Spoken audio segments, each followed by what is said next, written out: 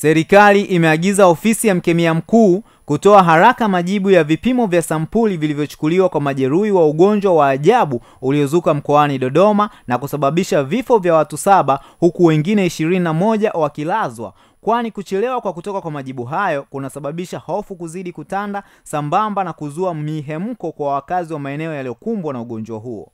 Waziri wa Afya, Maendeleo ya Jamii, Jinsia, Wazee na Watoto, Mheshimiwa Umi Mwalimu alitoa agizo hilo alipotembelea kijiji cha Mwakisabe kilichopo wilayani Chemba kinachodaiwa kuwa kiini cha chimbuko la ugonjwa huo wa ajabu, ambapo anasema kuchelewa kwa majibu ya vipimo vya sampuli kunaibua hisia tofauti kwa wakazi wa maeneo hayo, ambapo sasa unahusishwa na imani potofu, hali ambayo inaweza kuhatarisha amani. Umi Mwalimu, Waziri wa Afya, Maendeleo ya Jamii, Wazee, Jinsia na Watoto.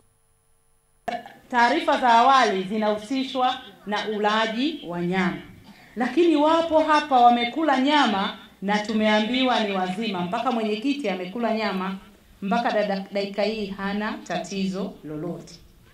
Kwa hiyo changamoto kwa wataalamu wetu, mtupe majibu ya haraka.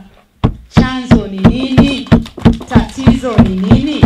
Kwa hiyo kwa mimi na Mheshimiwa Rais na Mheshimiwa Waziri Mkuu, kinachotuumiza kichwa, tatizo ni nini, na tunataka tuzuie wananchi wengine wasipate tatizo hili haraka iwezekanavyo.